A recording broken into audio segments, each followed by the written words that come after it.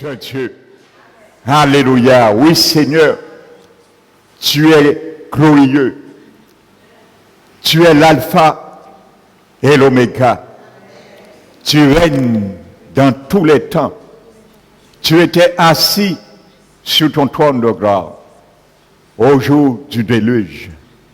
Tu es Dieu et tu fais ce que tu veux. Tout genou s'incline à la direction de ta voix. C'est toi, Seigneur, qui fais les ténèbres reculer lorsque tu parais dans ta splendeur, car la lumière qui émane de toi ne peut cohabiter avec les ténèbres. C'est pour cela, Seigneur, ce matin, que ta lumière jaillit dans ce lieu, jaillit dans les cœurs, jaillit dans les pensées, jaillit dans les conceptions, afin de détruire tout homme ténébreux dans nos conceptions, dans nos cœurs et dans nos pensées, afin que tu te lèves en Seigneur et en vainqueur. Assieds-toi ce matin encore sur le trône de nos cœurs, afin que tu règnes ce matin par ta parole. Et merci encore, Seigneur, pour ce moment que nous sommes en train d'être attablés avec toi pour savourer la nourriture que tu as préparée dans ton ciel pour chacun de nous ce matin. Merci pour l'assistance de ton Esprit Saint. Merci pour ton onction qui repose ce matin sur moi, afin, Seigneur, que je sois ton instrument entre tes mains. Merci, Seigneur, pour ton onction qui repose sur chacun de nous, afin, Seigneur, de détruire toute mauvaise pensée et toute mauvaise conception qui sont établies comme des forteresses. Nous les renversons ce matin au nom de Jésus-Christ de Nazareth. Je prends autorité ce matin de lier et de chasser tout esprit de sommeil et de distraction qui sont dans les corps ce matin. Nous les chassons ce matin au nom de Jésus. Sois souverain, Seigneur. Que tes anges gardent ce lieu et combattent contre le royaume invisible qui pourrait venir ce matin s'immiscer au milieu de ton peuple. Merci, Père. C'est au nom de Jésus-Christ, nous te remercions. Amen.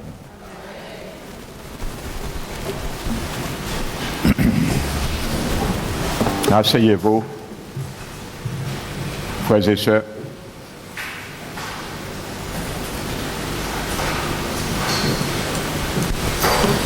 Amen. Donc je salue fraternellement tous ceux et celles que je n'avais pas salués.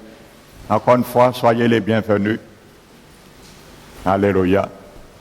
Je salue également la présence de notre sœur Noémie parmi nous ce matin. Sois la bienvenue dans la maison de l'Éternel. Alléluia. Car l'Éternel est un Dieu qui parle et il aime parler à son peuple. Donc c'est pour cela qu'il va nous parler ce matin par les Saintes Écritures qu'il a inspirées par l'encre du Saint-Esprit. Alléluia. Donc cette prédication s'appelle apôtre l'Église. Amen. Et aujourd'hui, c'est la troisième partie.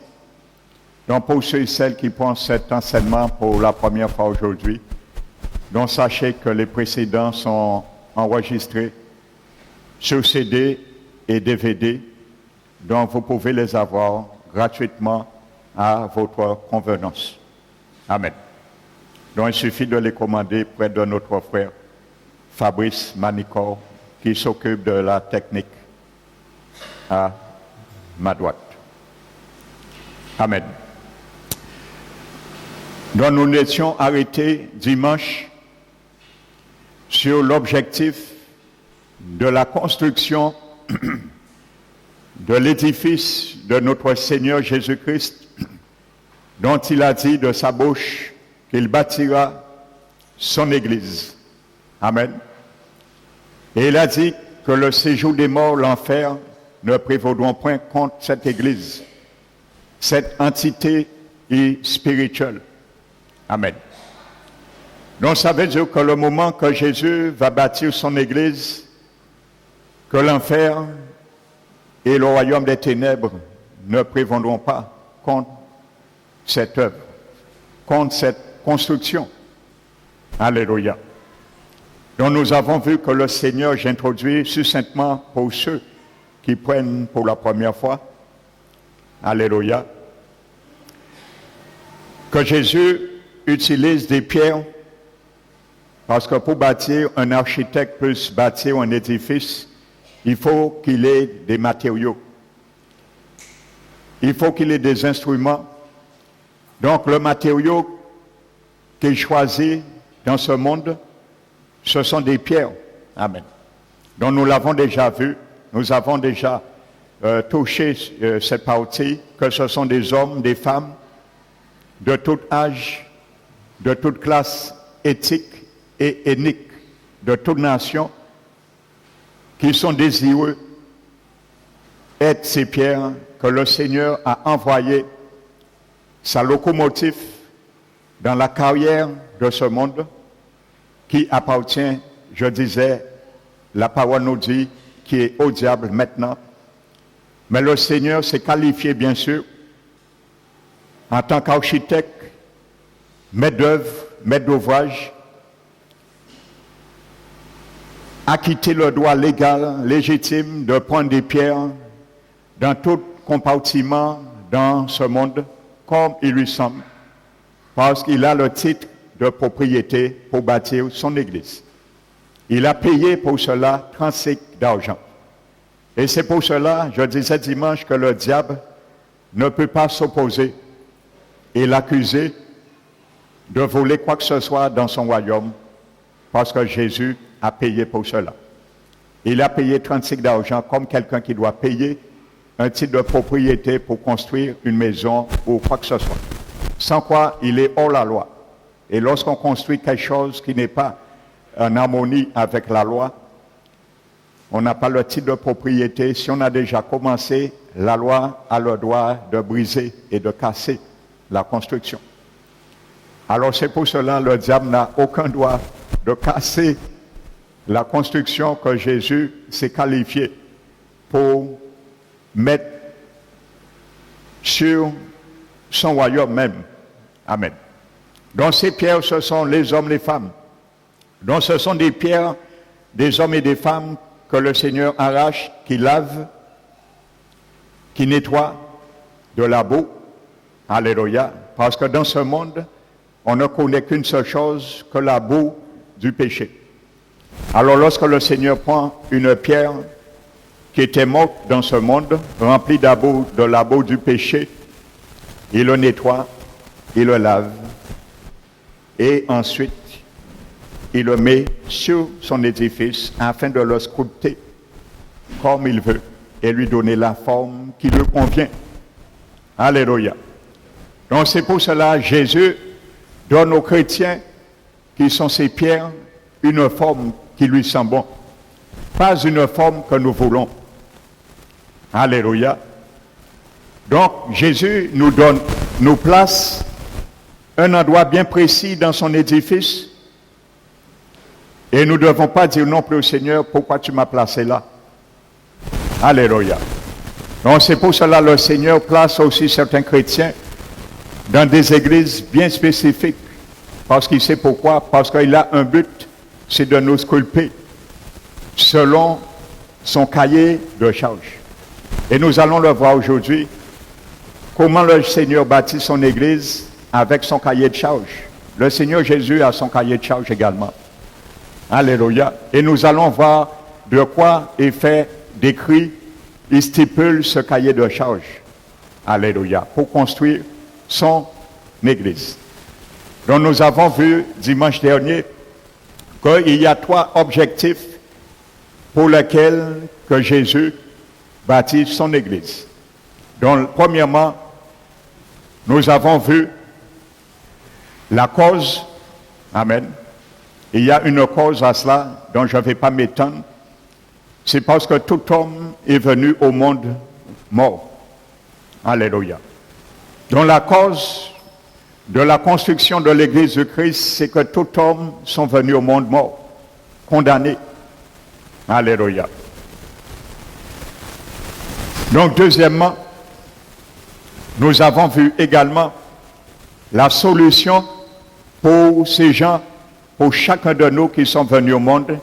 Pour la solution, c'est que nous sommes passés de la mort à la vie. Nous avons vu des versets, je ne vais pas les réitérer, donc vous pouvez les avoir sur l'enregistrement. Amen. Donc la solution, nous avons vu la cause, la solution, et aujourd'hui, je vais continuer, nous allons voir le but. Alléluia. Donc nous allons prendre Romains, le chapitre 10.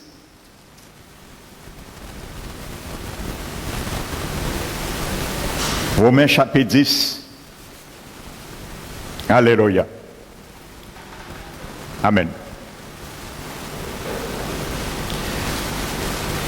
Verset 9.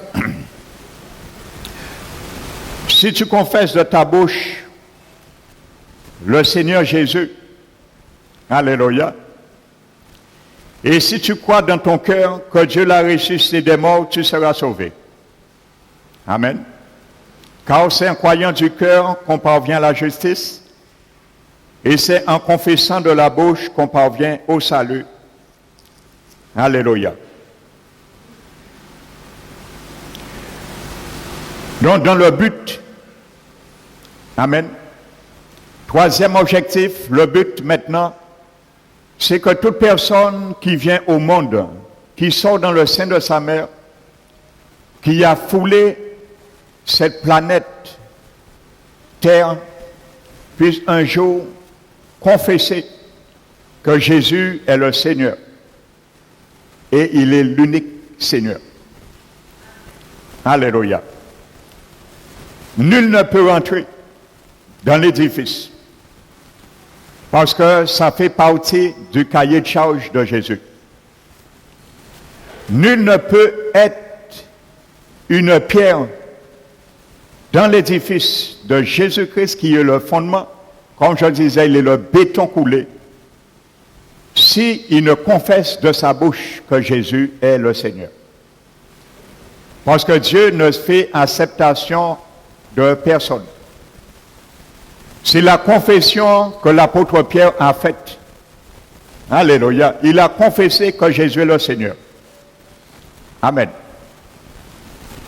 Et c'est pour cela, il a dit, je bâtirai mon église sur cette révélation et aussi sur ce rocher que je suis. Parce que c'est par cette révélation, cette confession que je suis le Seigneur, le Christ, que je bâtirai mon église et que j'arracherai toutes les pierres qui vont confesser la même parole que tu as dit, Pierre. Alléluia. Et qui a fait de toi une pierre vivante. Amen. Donc personne ne passe autre. Jésus est le Seigneur. Il faut le confesser comme son Seigneur et son Sauveur. Amen. Pour être membre de l'Église du Seigneur Jésus-Christ.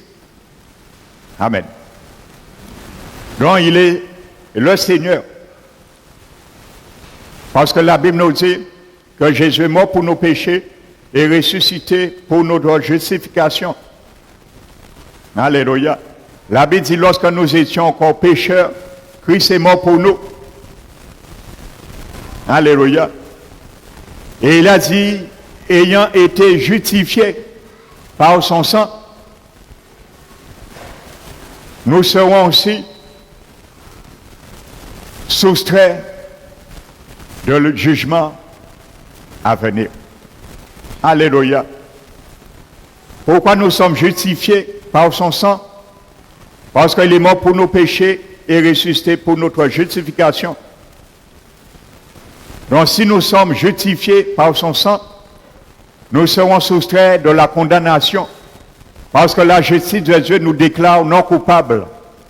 Donc si nous sommes déclarés non coupables et étant justifiés, il n'y a aucune condamnation à venir sur nous si nous demeurons dans cette justice, bien sûr. Alléluia. Et il n'y a aucune condamnation pour ceux qui sont en Jésus-Christ. Alléluia. Au moment où nous l'acceptons, oui, notre passé est jeté et oublié pour le Seigneur. Mais nous avons un avenir. Non pour ceux qui vivent selon la chair, mais pour ceux qui vivent selon l'esprit. Alléluia. Si nous vivons selon la chair, nous retombons dans la condamnation que Jésus nous a retirée le jour de notre nouvelle naissance. C'est une équation, il faut bien comprendre. Car ce serait trop beau. Amen. Donc, voici ce principe. Pourquoi Jésus, l'objectif de la construction de son Église. Alléluia. Donc, nous avons été appelés pour cela. Vous savez, lorsque la Bible, dans le livre d'Éphésiens, la Bible nous dit, lorsque Paul dit aux chrétiens de ne pas s'attrister pour lui par rapport aux diverses épreuves qu'il subit, mais c'est pour leur gloire, il dit à cause de cela, il fléchit les genoux devant leur Père, de qui toute famille dans les cieux et sur la terre tire leur nom. Par la richesse qu'il nous donne, par la richesse, selon la richesse de sa gloire, d'être puissamment fortifiés par son esprit dans notre homme intérieur, afin que Christ habite nos cœurs par la foi, étant enracinés et fondés dans l'amour. Vous savez, dans le grec, le mot habite, alléluia, la Bible dit afin que Christ habite nos cœurs par la foi. Alléluia. Ce n'est pas au moment que Paul fait cette prière que Christ n'est pas encore habité dans les cœurs des chrétiens. Mais il dit afin que Christ habite nos cœurs par la foi. Ce mot grec qui est employé pour le mot habiter décrit quelqu'un qui visite un appartement, mais que cette personne, ce visiteur, peut repartir comme il lui semble bon. Alléluia. Donc dans le grec, Paul prie pour que les chrétiens, que Christ habite déjà leur cœur, puissent demeurer un présent continu, un processus que Christ demeure incessamment, mais qu'il n'y a rien qui puisse le faire repartir. Alléluia. Donc Paul implicitement nous montre qu'un chrétien peut perdre son salut et le Seigneur peut se retirer dans sa vie. Amen. Donc il est en train de prier afin que Christ qui habitait le jour de notre nouvelle naissance, nos cœurs, notre vie, puisse demeurer incessamment par rapport à notre conduite. Alléluia. C'est ce qui fera que Christ reste définitivement ou pas. Amen. Donc maintenant, nous allons revenir sur le sens étymologique de ce mot église, ecclésia.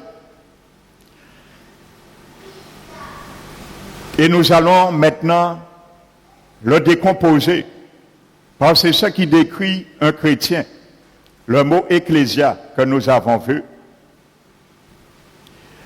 qui est constitué du verbe kaléo, j'appelle. Donc, premièrement, il y a une vocation dans le mot église, dans le mot chrétien. Il y a une vocation. Amen.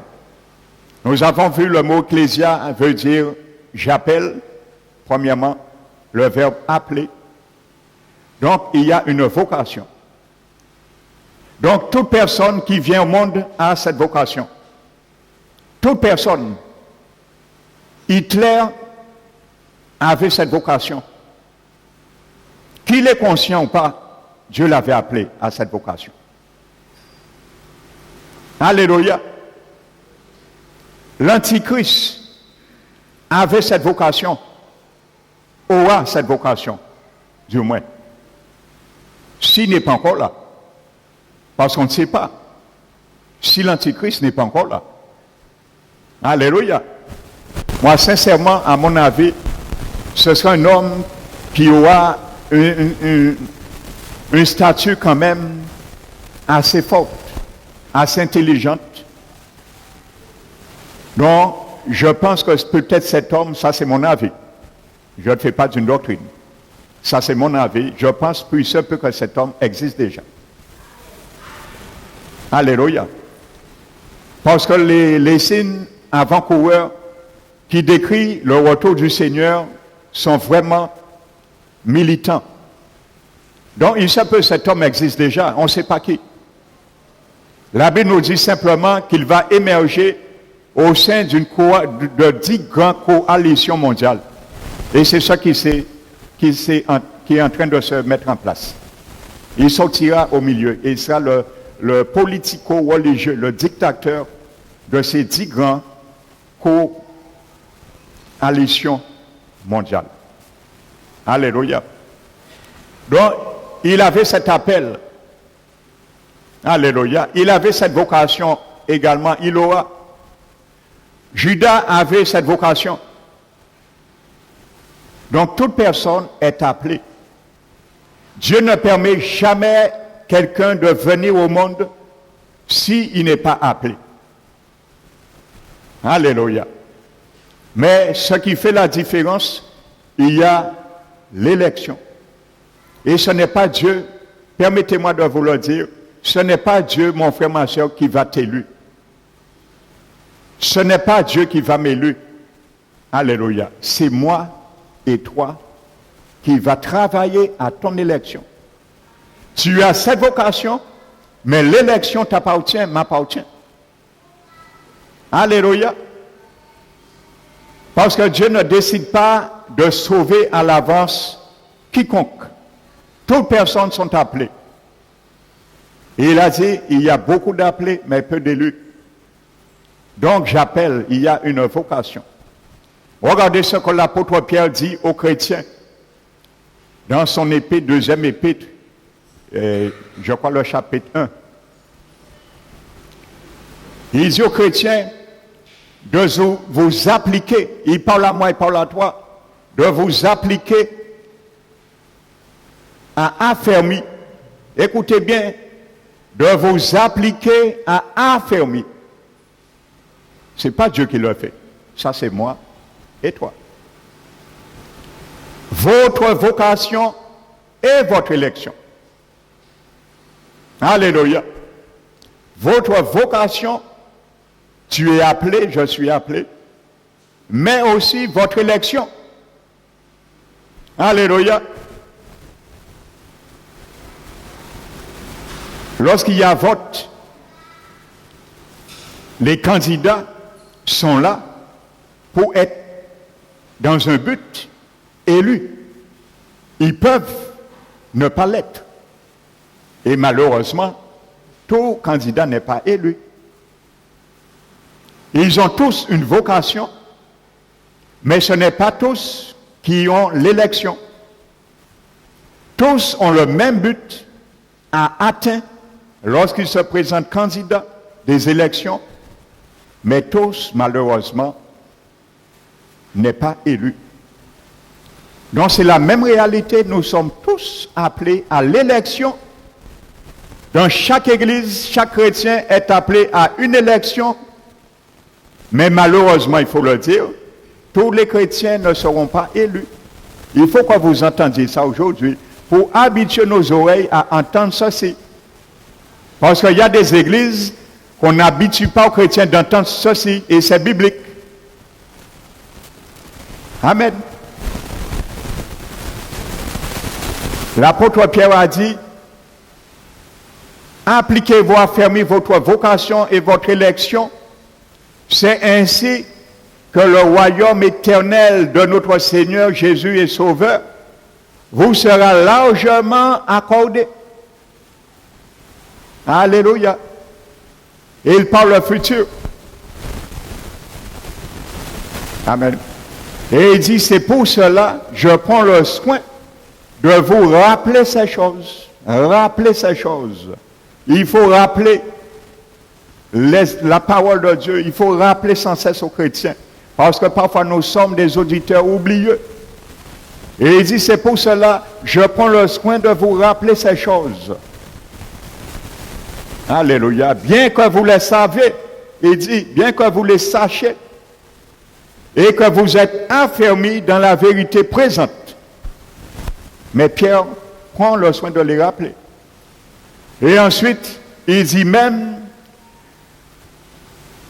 je regarde comme un devoir, aussi longtemps que je demeure dans ce tente, il parle de son corps, pour vous tenir en éveil par des avertissements. Car il dit, je sais que je quitterai ce corps subitement, comme le Seigneur Jésus me l'a fait connaître. Il parlait, il préfère rester en vie pour rappeler et tenir en éveil par des avertissements aux chrétiens. Alléluia, qui doivent travailler à affermir leur élection et leur vocation et leur élection. Alléluia. Les 10 vierges avaient tous la vocation. Et il y a eu 5 qui ont été élus. Et 5 ont perdu leur élection. Ils ne sont pas rentrés dans le royaume de Jésus-Christ. Alléluia. Donc ça, c'est une parenthèse. Donc maintenant, pour bien comprendre, je reviens sur le mot Église. Qu'est-ce que ça veut dire? Qu'est-ce que l'Église? Qu'est-ce qu'un chrétien? Donc j'ai une vocation. Quand tu t'appelles chrétien, quand tu t'appelles l'Église, parce que l'Église c'est toi et moi. Nous sommes des pierres. Alléluia. Et ce lieu, c'est un bâtisse qu'on appelle le temple, dont l'Église se réunit. L'Église n'est pas le bâtiment, l'Église c'est le temple. Mais l'Église c'est les chrétiens. Alléluia. Donc premièrement, il y a cette vocation. Alléluia. Jésus a dit, nul ne vient au Père que par moi. Alléluia. Nul ne vient au Père que par moi. Alléluia. Qui peut aller au Père autre que Jésus? Donc je ne reviendrai pas dimanche, j'ai bien expliqué que Jésus est le seul chemin, le seul médiateur, que tous ceux et celles qui prônaient un autre nom, en la personne de Vierge Marie ou d'autres saints, ils perdent leur temps et que le Père ne les connaît pas. Parce qu'aucune de ces prières ne peut monter au Père. Nul ne vient au Père que par Jésus. Alléluia. Prenons Romains 8. Romains 8.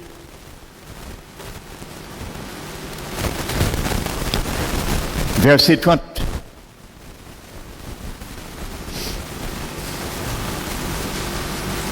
Romains 8, verset 30. Amen.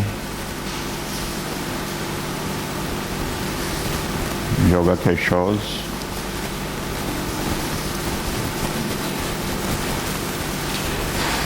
Donc, il y a une vocation dans ce mot, un appel. Romains 8, verset 30.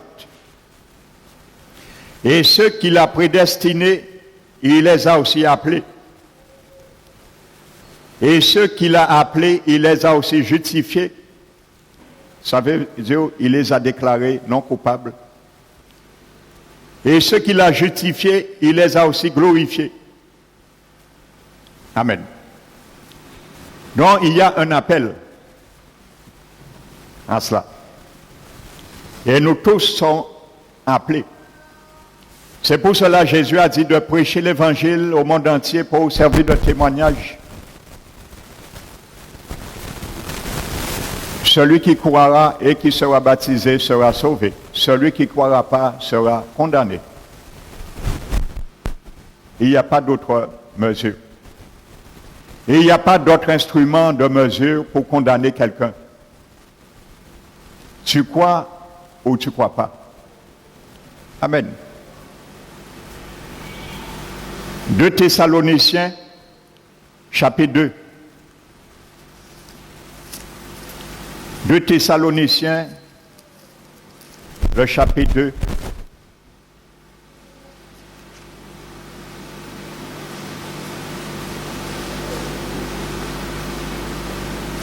verset 14. C'est à quoi il vous a appelé par notre évangile. Alléluia. Toute personne, nous l'avons vu, a une vocation. Comment Dieu les appelle? Particulièrement par l'évangile. Et il y a des exceptions. Dieu choisit d'appeler, mais de toute évidence, il faut que cette personne confesse que Jésus est son Seigneur. Donc, il ne passe pas le test. Alléluia. À l'exception. C'est à quoi il vous a appelé par notre évangile. Pour que vous possédiez la gloire de notre Seigneur Jésus-Christ. Alléluia. Donc Dieu le Père. Alléluia.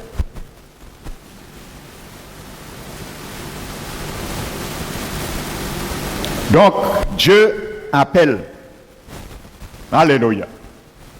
Le Dieu est là, il voit toutes choses et il appelle. Alléluia. Il appelle par la sanctification de l'Esprit pour le salut, afin que nous devenions obéissants. Donc il appelle. Et il y a beaucoup de personnes qui entendent cet appel, qui ne répondent pas favorablement. Soit au moment opportun, soit ils laissent passer, et ensuite, ils n'entendent plus cette voix. Ils passent à côté de l'appel. Alléluia. Donc c'est pour cela que Jésus disait aujourd'hui le jour du salut. Ne reportez pas demain. Parce que tu ne sais pas demain s'il y aura une circonstance favorable que tu entends encore l'évangile. Alléluia. Parce que bien souvent, il y a du bruit dans notre âme et nous n'entendons pas la voix du Saint-Esprit. Et il y a des moments, Dieu nous amène dans des situations, dans des carrefours, pour que notre âme puisse être dans le silence pour entendre la voix du Saint-Esprit. Et bien souvent, nous ne l'entendons pas. Ou bien souvent, nous l'entendons, mais nous le laissons dehors. Et le Seigneur ne cesse de frapper. Il veut trouver un cœur pour se réchauffer. Bien souvent, le Seigneur a froid dehors, il veut rentrer dans un cœur pour se réchauffer. Et il frappe à la porte.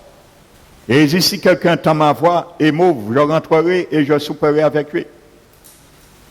Alléluia. Donc bien souvent, on n'entend pas la voix du Seigneur qui frappe dans la porte de nos cœurs parce qu'il y a du bruit dans la maison. Il y a du bruit dans notre âme, il y a du bruit dans nos cœurs. Les conceptions, la tradition, la religiosité, c'est du bruit. Il nous empêche d'entendre la voix de l'Éternel qui est en train de frapper à la porte de nos cœurs. Et on le laisse dehors incessamment. Et un jour, il se retire. Alléluia. Quand il a bien insisté, il se retire. Alléluia. Et c'est le jour du jugement, le Seigneur dira à chaque personne combien de fois qu'il a frappé à la porte de son cœur. Vous savez, le jour du jugement, beaucoup seront surpris.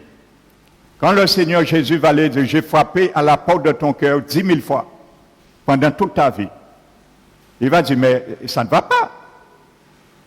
Jésus va dire, oui, mon ami, je ne mens pas.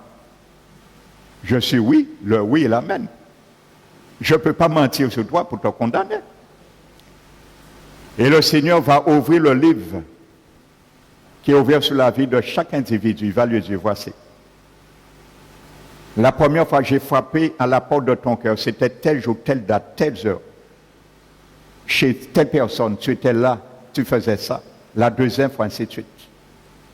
Tout est noté dans un livre au ciel. Comme un disque dur, comme une cassette. Alléluia. Chacun de nous est enregistré au ciel. Toute parole, toute pensée et tout acte est enregistré. Alléluia. Personne ne dira à Jésus, tu m'as jamais appelé. Et c'est pour cela la Bible dit que Jésus viendra punir tous ceux qui ne connaissent pas Dieu et tous ceux qui n'obéissent pas à son évangile. Amen. Donc c'est Dieu qui appelle. Alléluia. Il appelle. Jésus a illustré ça dans des paraboles. Il a envoyé des gens, ils ont refusé l'appel parce qu'ils bâtissaient eux. Ils avaient un projet, ils bâtissaient. Ils avaient leur religion. Donc c'est ça bâtir. Ils bâtissaient leur vie sur les préceptes, les principes de leur religion. Que ce soit le catholicisme, que ce soit le bouddhisme, que ce soit l'islam. Il y a des principes, chaque personne bâtit sa vie sur sa religion, sur les critères. Alléluia. Mais ce sont des matériaux fragiles. Alléluia. Donc on bâtit. Donc Dieu appelle. Alléluia. Donc les gens qui n'entendent pas, ils sont en train de bâtir sur leurs propres principes. Alléluia. Donc les gens baptisent, ce sont ceux qui ont refusé la voie de l'évangile. Amen. Donc l'Éternel, le Dieu, appelle. Donc deuxièmement, le chrétien, l'Église, nous avons vu à une vocation, comme le décrit le mot Kaléo, j'appelle. Deuxièmement, Dieu nous appelle à quoi? Le préfixe ek dans ce mot Église, qui veut dire hors de. Donc maintenant, deuxièmement, Dieu appelle l'Église, le chrétien, à une séparation. Amen. Donc Dieu appelle, nous avons la vocation, mais cette vocation nous invite à faire aussi une séparation ou des séparations. Alléluia. Donc à être séparé ou de qui, de quoi. Amen. Donc maintenant, une séparation. Donc quand tu es chrétien, ça tu as une vocation et cette vocation t'appelle, t'invite à être séparé de certaines choses. Alléluia. Donc ça fait partie du cahier de charge de Jésus-Christ. Il est l'architecte. Amen. Donc c'est lui qui a décidé ainsi. C'est lui le bâtisseur de son église. Il a décidé ainsi. Donc je ne peux rien. Je suis une pierre dans la main du Seigneur. Et il est l'architecte. Donc pour qu'il puisse me donner la forme, te donner la forme, il doit bâtir sur ma vie maintenant. Alléluia. Donc pour bâtir sur ma vie, sur ta vie, il doit me séparer de certaines choses. Alléluia. Et même briser certaines choses sur ma vie. Briser certaines choses sur ta vie.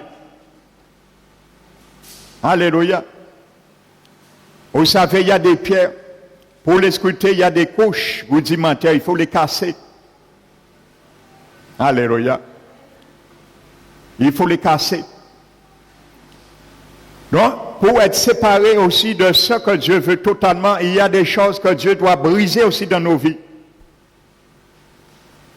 Pour qu'il puisse bâtir sur nos vies. Alléluia. Et il y a des architectes, lorsqu'ils prennent parfois un appartement pour rénover, il y a des choses qu'ils doivent briser et retaper également. Donc Jésus aussi est là pour cela.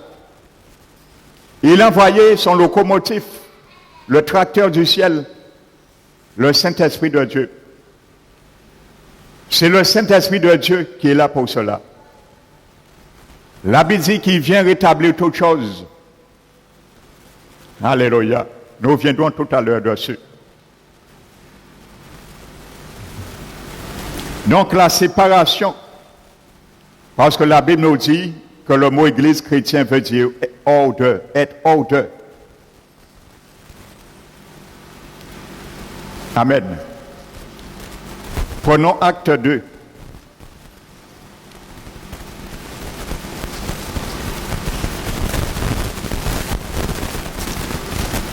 Acte des apôtres, chapitre 2.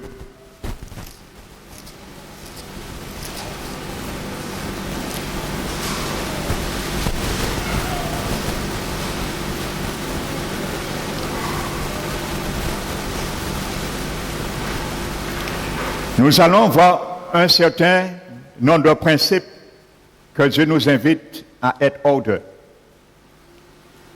Alléluia. Parce que n'oubliez pas, le mot église veut dire appeler ordre. Au verset 40, acte 2, la Bible nous dit, et par plusieurs autres paroles, il les conjurait, l'apôtre Pierre, et les exhortait, disant, sauvez-vous de cette génération perverse. Ça veut dire, sois hors de cette génération perverse. Alléluia. Donc, si tu es chrétien, tu ne peux pas rester dans cette génération perverse.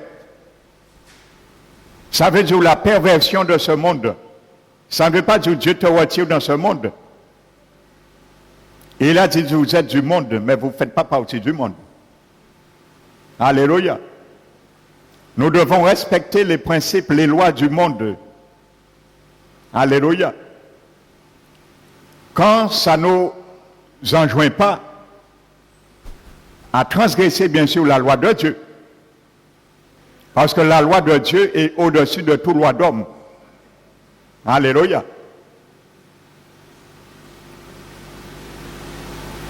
Je prends un exemple. Imaginez que la loi française a obligé un pasteur évangélique marié un homosexuel.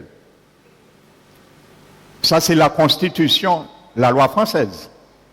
Mais permettez-moi de vous dire, pas monde peut faire marier pas homosexuel en tant que pasteur.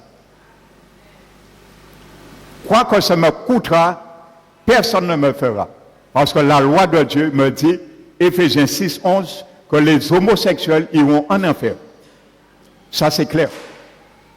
Quand la loi des hommes veut supplanter la loi de Dieu, nous devons les fouler aux pieds. Ça, oui. Amen. Parce qu'il y a des pays, on oblige aux pasteurs de marier des homosexuels. Amen. Donc la Bible nous dit, sauvez-vous de cette génération perverse.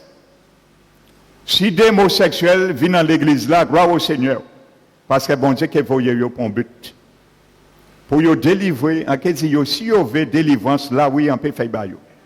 Parce que c'est un démon d'homosexualité qui vous a conduit dans cette relation contre nature. Là, je vais les enseigner la Bible. Et si vous avez délivrance, oui. Et après, vous avez maillé, avec un sexe contraire. Alléluia. Hétérosexuel, mais non homosexuel. Parce que Dieu a mis le mariage hétérosexuel. Il ne peut pas mettre mariage homosexuel. Mariage entre des hommes et des femmes. Alléluia.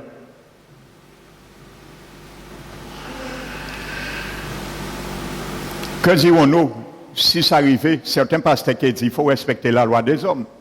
Parce que non, le pasteur, il y a quelque pour biter, pour tirer, il y a posterner vis-à-vis la constitution des hommes pour ne pas perdre poche à eux.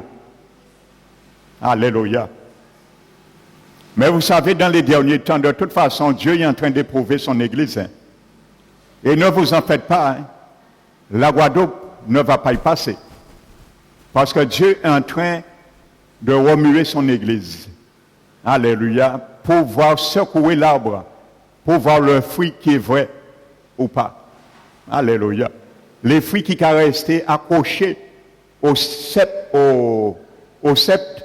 ou c'est là qui était ni en belle apparence, était qu'à paraître mieux, mais en disant, était, qu'on dit, coulé. Alléluia. Il y a beaucoup de chrétiens comme ça. On voit l'apparence de bons fruits, mais à l'intérieur, c'est un fruit qui est gâté, qui est coulé. La peau paraît mieux, un fruit, mais lorsqu'on le touche, il tombe. Et lorsqu'on ouvre, on voit qu'il y a des vers dedans. Il pourrit. Allez, c'était qu'à l'apparence. Le Seigneur va secouer son Église. Et il est en train déjà de le faire dans le monde entier. Pour voir qui est qui. Et qui passent le test final pour être élus en définitive. Alléluia. Prenons 2 Corinthiens, le chapitre 6. Parce que la Bible nous dit nous devons sortir hors d'eux. Nous sommes séparés. Dieu nous amène hors d'eux. 2 Corinthiens 6. Verset 17. Voici, toi qui es chrétien, tu fais partie d'une pierre vivante du Seigneur Jésus, de l'Église. Verset 17 de Corinthiens 6. C'est pourquoi sortez du milieu d'eux et séparez-vous du Seigneur. Vous voyez? Ne touchez pas à ce qui est impur. Alléluia. Sortez au milieu d'eux. Alléluia. La Bible dit au verset 14, ne vous mettez pas avec un infidèle sous un joug étranger, car quel rapport y a-t-il entre la justice et l'iniquité? Tu dois fuir tout ce qui est iniquité. Ou qu'y a-t-il de commun entre la lumière et les ténèbres? Tout ce qui est ténébreux, tu dois sortir dedans. Tout ce qui n'est pas clair dans ce monde, tu dois sortir, tu ne dois pas assister. Alléluia. Il y a certains politiciens,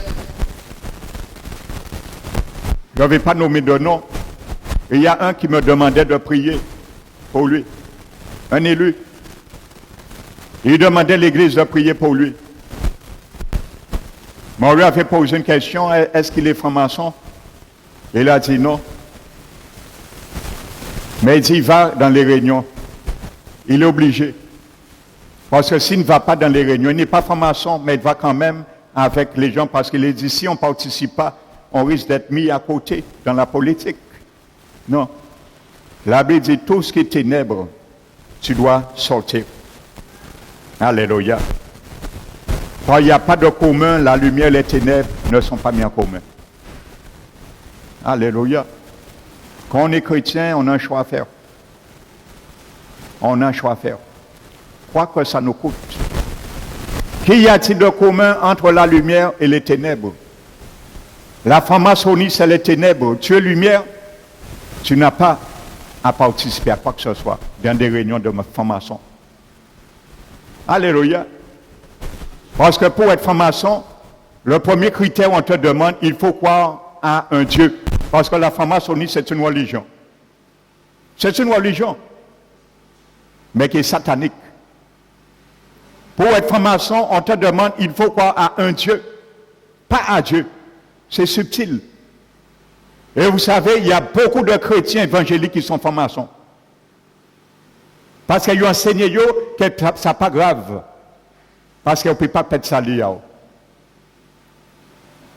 On te demande à croire à un Dieu. Pas au Dieu, à un Dieu. Ça veut dire aussi, Haïlé Sélassié, c'est ton Dieu. Tu es admis.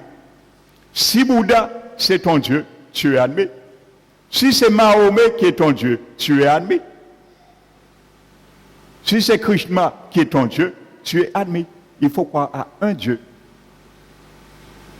Alléluia. Qu'y a-t-il de commun entre la lumière et les ténèbres? Alléluia. Il y a certains chrétiens qui sont convertis, parfois des années. Leurs parents les invitent dans une première communion, renonce, confirmation, baptême bébé, yokale. Non, tu es chrétien, tu ne dois pas aller là, c'est les ténèbres. Que ça choque ou pas, c'est les ténèbres, tu n'as pas à aller là. Ça, c'est la tradition, les ténèbres, tu n'as pas à être là. Ça fait mal de dire aux parents non. Mais qu'y a-t-il de commun entre la lumière et les ténèbres? Alléluia. Dans les derniers temps, le Seigneur va permettre aux chrétiens de s'afficher comme il faut. Parce que nous aurons un choix à faire de plus en plus. Alléluia.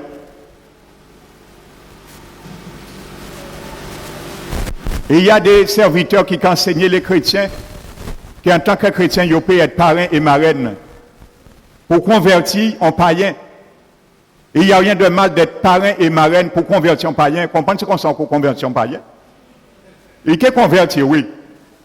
Il peut vous déconvertir, oui. Il peut mener dans la tradition. Alléluia, ça existe. Parce qu'on a peur de s'afficher. On a peur. On regarde le monde comme un géant au-dessus de Jésus, mais on oublie la grandeur des promesses du Seigneur Jésus. Amen. Donc, il faut savoir ces choses. Qu'y a-t-il de commun entre la lumière et les ténèbres? Quand la lumière vient, les ténèbres reculent. Vous avez déjà vu une pièce le soir qui fait noir, allumer la lumière, le noir est là toujours. Je n'ai jamais vu ça. Quand la lumière est allumée, c'est la lumière qui reste. On ne voit plus les ténèbres. Les ténèbres doivent être englouties. Amen. Peut-être certains sont en train en réflexion là.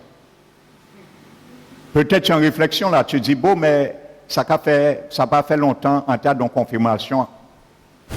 Peut-être tu es en train de réfléchir là, je ne sais pas. Je vis personne. Personne ne m'a dit qu'il était dans communion, quoi que ce soit. C'est l'Esprit de Dieu qui parle. Eh bien, sache si tu l'as fait, repens-toi et à l'avenir, dis à tes parents, non, tu ne peux pas. Tu lui expliques, c'est très simple. La Bible nous dit que nous devons être toujours prêts à nous défendre. Quiconque nous demande la raison de l'espérance qui est attachée à nous. Non, c'est très simple. Tu dis papa, maman, tati, frère moi, sœur moi, je suis converti, il y a des choses, des lieux, il y a que je ne fais plus. Je le faisais, j'étais dans l'ignorance. Je t'aime. Je ne veux pas, par rapport à mon refus, qu'il y ait une inimitié entre nous, non. Mais il faut que tu comprennes ça. Parce que je sais, mon Dieu, il y a des choses que je ne peux plus faire et où je dois faire maintenant. Si vous aimez, vous pouvez comprendre ça. Et vous pouvez venir m'y faire. Alléluia. Amen. Donc il faut bien comprendre ça. Alléluia. Là, c'est carnaval. Il y a des chrétiens qui amènent les Timouna au vrai carnaval. Qu'est-ce que c'est ça? Carnaval, c'est la lumière. Tu es chrétien, tu t'appelles Ecclésia, appelé ordre. Et là, quand Jésus t'appelle à être ordre, tu es encore dedans? Non. Tu n'as pas amené tes enfants voir le carnaval. C'est les ténèbres. Qu'y a-t-il de commun entre la lumière et les ténèbres? Alléluia. Je me rappelle une sœur, elle m'avait dit, elle était allée regarder un jour carnaval, malgré c'était devant chez elle. Des Timonailles, jour-là, ça, on scoutait dévié, et scoutait là, qui a voltigé pour frapper fille. Alors je lui ai dit, si ta fille était morte ce jour-là, ma soeur, où c'est où était ta fille?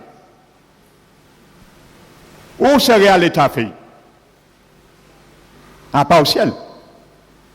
Parce qu'à l'état, tu es mort, tu étais debout dans les ténèbres. Alléluia. Comprenez bien ça, frères et sœurs. Si la mort physique frappe un chrétien, il n'était pas dans une position de repentance. Lorsqu'il est frappé par la mort, il descend directement en enfer. Il faut que nous soyons prêts de jour en jour. Être à jour, règle avec le Seigneur, avec son sang, de jour en jour. Parce que le diable ne lâche pas prise. Je vous ai dit dimanche dernier, il y a un ex-sataniste, il est pasteur aujourd'hui, il avait des mandats pour détruire la vie des chrétiens et des églises. Il s'immisçait. Et je vous disais que cet homme a dit que le diable avait dit à ses agents, dont il faisait partie à l'époque, qu'il y a 75% de la population mondiale qui est à lui le diable. Il y a 25% des chrétiens dans le monde entier qu'il faut attaquer. Il ne dit pas de temps à attaquer les 75%, il y en met à diable là. Mais attaque les 25%, c'est là le champ de bataille. Et les chrétiens, c'est la cible du diable. Il va essayer de nous prendre dans toutes les façons, dans le sentiment, dans toute qualité butin, dans l'ignorance. Amen. Le monde, c'est le monde. Jésus nous a pris là, il nous a mis là. Il nous a retiré là, il nous a mis là maintenant. Il y a un abîme. Il y a une ligne de démarcation maintenant. Nous sommes appelés hors de.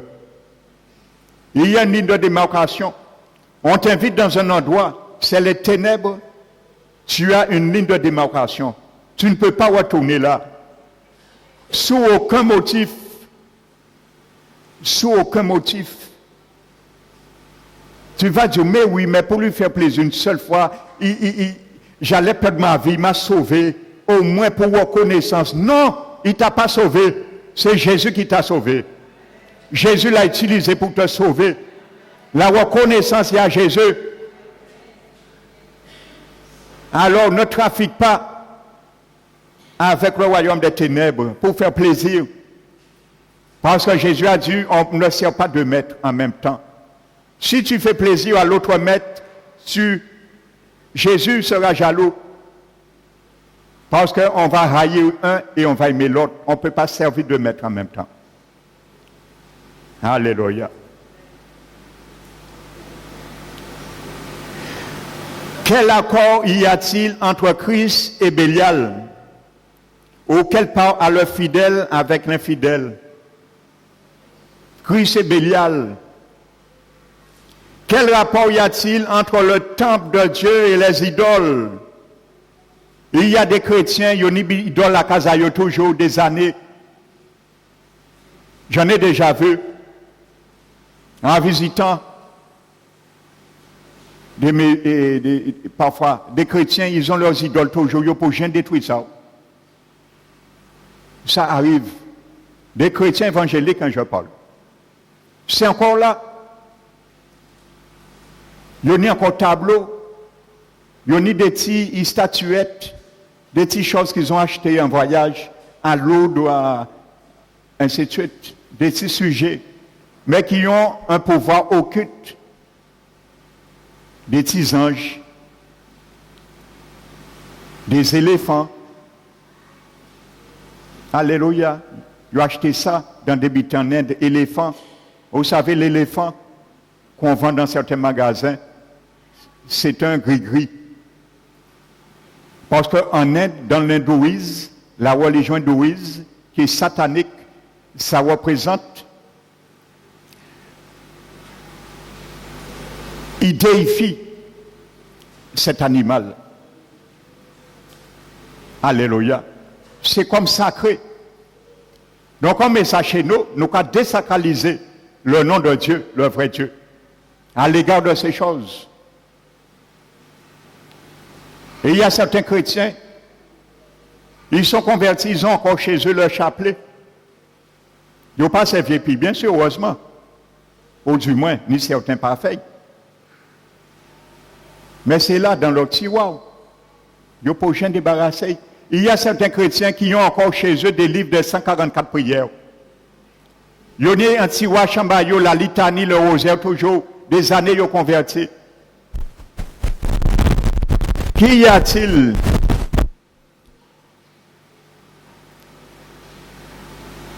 Quel rapport y a-t-il entre le temple de Dieu et les idoles? Frères et sœurs, ce sont des idoles. Tu fais partie du temple de Dieu.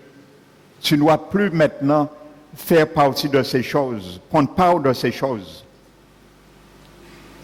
Il n'y a pas de rapport entre le temple de Dieu et les idoles. Parce que il y a quelque chose, on est attaché, on ne veut pas se débarrasser de cela. Quand Dieu nous montre, frère, débarrassons-nous. Je vous ai dit, quand j'ai été converti, j'avais des centaines de disques. Des centaines de disques. C'est une musique qui était dans mes tripes. Je représentais en Guadeloupe la musique jamaïcaine. Frères et sœurs, j'avais des centaines. Quand je me suis converti, c'était stocké dans mon grenier. Et un jour, l'Esprit de Dieu m'a dit, tu as des choses que je considère comme interdites et détruis-les. Retire-les chez toi. Je les ai pris. Ça m'a fait mal, je vous parle franchement. Ça m'a fait mal. C'est des musiques que j'écoutais depuis ma jeunesse. Eh bien, je les ai détruits. J'ai voulu les vendre. J'ai compté, j'avais des centaines, je vous dis. Si je les avais vendus, à l'époque, c'était le franc, j'aurais fait 60 000 francs. En compter l'argent, j'ai fait 60 000 francs. Je ne vous mens pas, 60 000 francs. J'ai voulu donner à un ami d'enfance qui est Rasta aujourd'hui. L'Esprit m'a dit, non, si tu lui donnes, ce qui n'est pas considéré bon pour toi n'est pas bon pour l'autre non plus.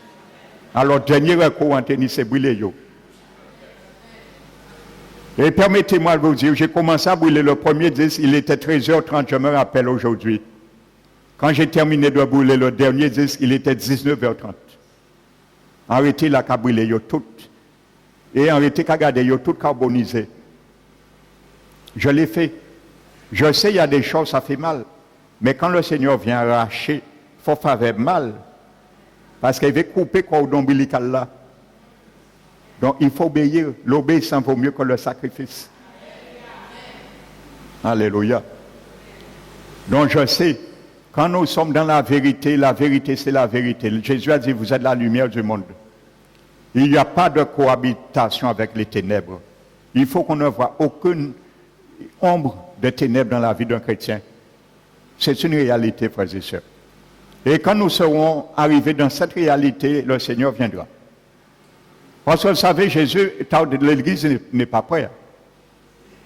L'église du Seigneur n'est pas prête du tout. Hein. Mais il y a quelque chose qui se fera. Il y a un mouvement qui se fera. Il y a un tourbillon qui va prendre l'église à l'improvise. Et c'est là qu'il va préparer yo, qui t'est cabrité, rester derrière, traîner les pieds. Là, il y a courir. Parce qu'il y a vrai salut à un danger. Vous savez, on avertit des chrétiens, ça rentre là, ça sort là. Ils sont durs d'entendement. Nous sommes durs d'entendement. Nous sommes comme Israël, un peuple à cou raide. Dieu a dit par Jérémie, mon peuple réduire leur cou et dans leur rébellion, ils se montèrent un chef pour retourner en esclavage. Le peuple de Dieu, ils ont réduit cou à eux pour désobéir à Dieu. Et dans leur rébellion, ils mettent un chef sur eux pour retourner en esclavage. Aujourd'hui, c'est un peu le principe de l'Église de Christ. Je parle universel, bien sûr. Je ne vise pas ici, je parle en général. Amen. Donc voici encore de certains lieux, points, concepts que le Seigneur nous dit de sortir, car nous sommes appelés hors d'eux. Quand tu es au Seigneur, mon frère, ma soeur, le monde, ce n'est pas pour rien, on le chante dans les baptêmes. Le monde derrière moi. Après. Alors, la croix devant moi. Pourquoi nous paie quoi là? On le chante les jours des baptêmes. Le monde derrière moi, la croix devant moi. Mais qu'est-ce que la croix pour toi, pour moi, mon frère, ma soeur, étant converti? C'est le carrefour, la croix est le carrefour dans lequel je dois croiser ma volonté avec la volonté de Dieu. C'est le carrefour, je dois croiser ma volonté avec la volonté de Dieu. Je veux ça, je dis ça, je veux faire ça, mais Dieu veut ça, il dit ça. Je prends sa volonté, je dépose la mienne. Donc c'est ça. Quand nous sommes au Seigneur, le monde derrière nous. Tout ce qui est du monde appartient au diable à bébé. Tout ce qui est du monde nous doit être diable à lui. Alléluia. Il faut revenir. Parce que Jésus a un cahier de charge. Il a un cahier de charge. C'est son cahier de charge qu'il a établi. Et dans le cahier de charge, il a fait de chacun de nous un instrument, son ouvrage. Je suis l'ouvrage de Jésus. Tu es l'ouvrage de Jésus. Dans son cahier de charge. Et il a préparé de bonnes œuvres dans le cahier de charge afin que moi et toi l'accomplissions. Donc si nous ne sommes pas sortis où nous étions, comment nous allons accomplir ces bonnes œuvres et comment Jésus va continuer à donner notre vie en tant que pierre la forme qu'il veut? Il ne pourra pas. Et c'est pour cela l'édifice de Jésus tarde, frères et sœurs. Le Seigneur ne peut pas venir enlever l'église parce que tant il n'y aura pas une dernière pierre, un dernier parpaing, Jésus ne peut pas venir chez l'église. Il ne peut pas venir chez l'église qui a manqué 2 ou 3 parpaings. Le Père dit, mais non, l'édifice n'est pas achevé. Il y a un trou là. Donc c'est par rapport à nous chrétiens. Nous faisons le Seigneur retarder parce que lorsqu'il veut nous sculpter, nous disons non, ne me donne pas cette forme. Comme l'argile qui dit au potier, pourquoi tu m'as fait ainsi? Alors le Seigneur tarde. Il prend du temps pour nous donner cette forme. Il attend parce qu'il ne viole pas notre volonté. Il attend. Et pendant ce temps, il tarde. Mais il est déjà à la porte. Il attend une seule chose, que son église est prête et il ne prend pas l'architecte à sauter. Alléluia. Mais il ne viendra pas avec parachute. La Bible dit, il viendra chercher son église sous les nuées. Et après 7 années, quand il viendra prendre cette terre, il viendra sur un cheval blanc. Alléluia. Un cheval blanc. Alléluia. Pour combattre les nations. Et nous serons avec lui ce jour-là. Pour venir sur cette terre, combattre les nations et juger cette terre. Amen. Donc, frères et sœurs, comprenons bien ce principe. Amen. Ils ne sont pas exhaustifs. Les lieux, les aspects que Dieu nous demande de sortir hors d'eux. Mais nous allons voir ceci dimanche prochain et le cahier de charge de notre Seigneur Jésus-Christ. Donc, que le nom du Seigneur soit glorifié. Nous allons nous mettre debout, frères et sœurs. Mettons-nous debout et fermons les yeux.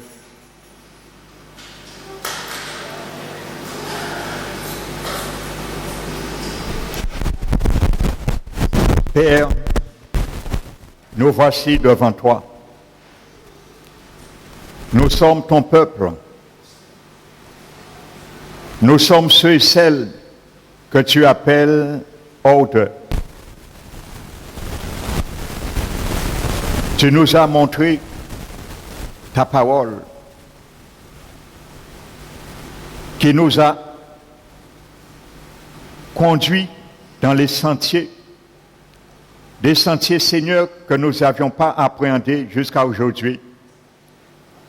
Les sentiers de ta justice qui voudraient que nous fassions comme tu le veux et comme tu nous le demandes. Pardonne-nous, Seigneur, de notre ignorance. Pardonne-nous, Seigneur, de nos désobéissances par rapport à nos conduites désinvoltes vis-à-vis tes préceptes, les vertus et les statuts de ta parole. Mais ce matin, tu nous as fait prendre conscience, surtout Seigneur, tu as braqué le projecteur sur une réalité bien souvent que nous passons à côté, que nous ne pourrons aucunement retourner en arrière et manger ce que le chien a vomi, comme tu dis dans ta parole. Tu nous dis que si nous avons été sauvés, nous devons nous affectionner des choses d'en haut, d'où se trouve notre Seigneur et Sauveur Jésus-Christ. Alors ma prière ce matin, que tu nous aides, Seigneur, chacun de nos pères, à fouler aux pieds tout ce qui pourrait amener ta colère sur nos vies. Nous rendons désobéissance, Seigneur, par rapport à tes principes. Ce que nous n'avions pas encore compris, Seigneur, ou nous avions mal compris dans le passé, tu l'as clarifié, car ta parole a fait la lumière jaillir dans notre esprit et notre cœur. Que dorénavant, Seigneur, que nous puissions rester avec le nom que tu nous permets de porter, car tu nous dis de ne point avoir honte de porter le nom de chrétien. Donne chacun de nos, Seigneur, la force de dire oui, Seigneur, à ce monde. Lorsqu'il faut dire oui et non, Seigneur, lorsqu'il faut dire non. À établir les frontières de nos vies, délimiter les terrains où que l'ennemi ne puisse point empiéter dans nos vies. Car tout compartiment de nos vies, de notre être tout entier, a été racheté comme une propriété privée qui appartient à notre Seigneur Jésus-Christ. Le prix, Seigneur, que coûtait notre rédemption a été largement payé. Et c'est pour cela, toi-même, as payé 30 cycles d'argent pour ton sang, pour le fondement de cette construction dont nous sommes les pierres de l'édifice, Seigneur. Maintenant, apprends-nous à vivre et à fonder nos vies sur le fondement des apôtres et prophètes, selon ta parole que tu as laissée de leur part pour nous, Seigneur. Garde-nous dans la paix et que ta paix, Seigneur, lave notre conscience et aide-nous, Seigneur, à nous aligner sur les principes que tu nous as écrits ce matin. Merci, Père, pour ta bonté. Merci, Père, pour ta miséricorde. Merci pour tout, Seigneur, car tu nous aimes. Merci pour la vocation, mais garde-nous, Seigneur, à affermir et nous efforcer, comme dit ta parole, à affermir notre vocation et notre élection. Car c'est ce jour seul, Seigneur, tu reconnaîtras ceux et celles qui ont franchi la ligne d'arrivée et ayant à ta main la couronne de justice afin de les remettre. Que chacun de nous puisse être rangé dans ce rang. Alors aide-nous à combattre le bon combat de la foi, à remporter la victoire et à achever notre course individuellement et collectivement, Seigneur. C'est au nom de notre Seigneur Jésus, Père, nous te remercions infiniment. Amen. Nous allons bénir notre Seigneur maintenant, parce que nous avions mis à part.